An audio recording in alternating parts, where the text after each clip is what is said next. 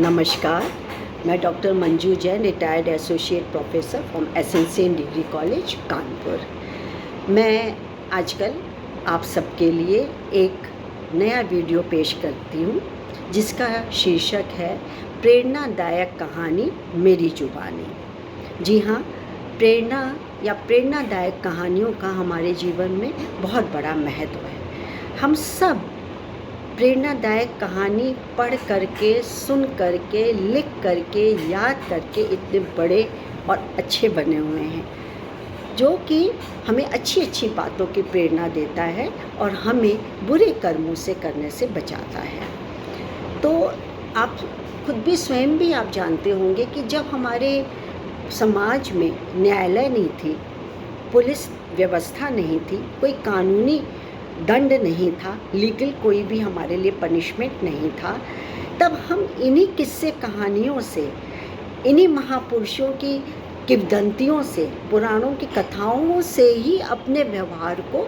संतुलित करते थे, व्यवहार को नियंत्रित करते थे, जिससे कि हमारे कदम इधर उधर न डगमगाएं और हम एक सही रास्ते पर चलते चले जाएं। तो इन्हीं कहानियों को लेकर के मैं उपस्थित हुई हूँ, क्योंकि आजकल बच्चे, मुझको लगता है थोड़ा सा उनको मॉरल की, नैतिकता की या आचरण अच्छे रखने की सलाह या कहानियाँ सुनने के माध्यम से उनको सुधारना चाहिए। मैं ये नहीं कह रही हूँ कि सब बच्चे बिगड़े हुए हैं, कैसे हैं, बस एक ज़रूरत है उनको। तो चलिए आज मैं आपको सुनाती हूँ एक कहानी, छोटी सी कहानी है, शीर्षक है सुनहरी खिड़की।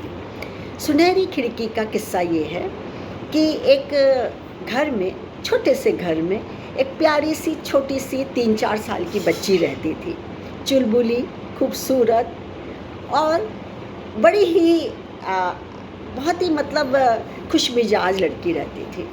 तो वो अपनी खिड़की इतनी छोटी थी कि खिड़की पे भी उचक उचक के देखा करती थी और वो बगीचे, अपने बगीचों को झांक करके खुश होती थी। फिर थोड़ी थोड़ी दिन बाद वो फिर से देखती और खुश हो जाती। ऐसे करते करते अब साल दर साल वो थोड़ी बड़ी हो गई। अब उसकी माँ उसको बगीचे में खेलने के लिए इजाज़त देती या स्वयं जा कर के उसके साथ खेलती।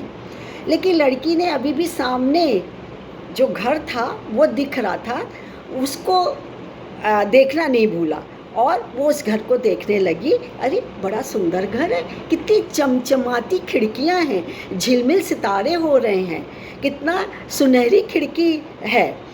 तो वो बहुत खुश होती थी, ताली बजाती थी और सोचती थी ना कि मैं एक ना एक दिन उस घर में ज़रूर जाऊंगी। अब क्या हुआ कि उसने एक दिन अपनी माँ से कहा, छोटी सी साइकिल भी थी उसके पास, कि माँ मैं बगीचे से थोड़ा दूर खेलने चली जाऊँ। माँ की इजाज़त थी और हिदायत भी थी कि बहुत दूर नहीं जाना और जल्दी आ जाना। शायद ये सभी माँ कहती हैं, ठीक है, लिहाजा उसकी माँ ने भी यही कहा। वो जैसे जैसे उस घर के पास पहुँची, देखती रही तो उसे पहले तो अचंभा भी हुआ और दोबारा उसको निराशा भी हुई।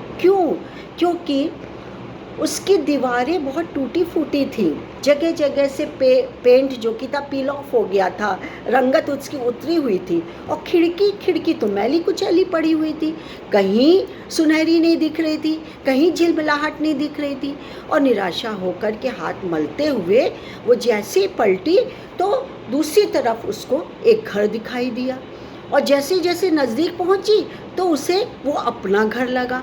तो उसके दूर से वो अपनी खिड़की उसको सुनहरी लगी, झिलमिलाती हुई लगी, सुंदर घर लगा उसको। और वो उस घर में प्रवेश करके इत्मीनान से खुश होकर के नाचने लगी, झूमने लगी, क्योंकि उसको अपने ही घर में राहत मिली, अपना ही घर सुहावना लगा, सुनहरी खिड़कियाँ अपने ही घर की लगी। तो कहने का मेरा आशय, मेरा ध्येय या मेरा संदेश आप तक ये पहुंचाना है कि पहले आप अपने घर को, अपने परिवेश को, परिवार वालों को देखें, समझें, उनके साथ रहें, उनके साथ अपनी खुशियों को बांटें, फिर दूसरों को देखें। यानी कि देख पर आई चुपड़ी मत ललचावे जी। दूसरों की, आपकी चुपड़ी देख करके आप अपने मन को मत ललचाइए, अपने मन को काबू में रखिए। तो बच्चों, मेरा संदेश यही है कि आप सब पहले अपने परिवेश में अपनी जितने भी आपके पास साधन हैं उसी साधन में अपने कर्तव्यों की पूर्ति करिए। कहीं अनैतिकता नहीं लाइए, अनफेयर मीन्स से आप कोई भी काम मत करिए। और अपने परिवार, अपने पड़ोसी, अपने रिलेटिव्स, अपने आसपास को ही सुनहरा समझिए। यही मेरा आज का संदेश है। आज के लिए बस इतना ही। नमस्कार। अच्छा लगा हो तो लाइक करिए और शेयर करिए।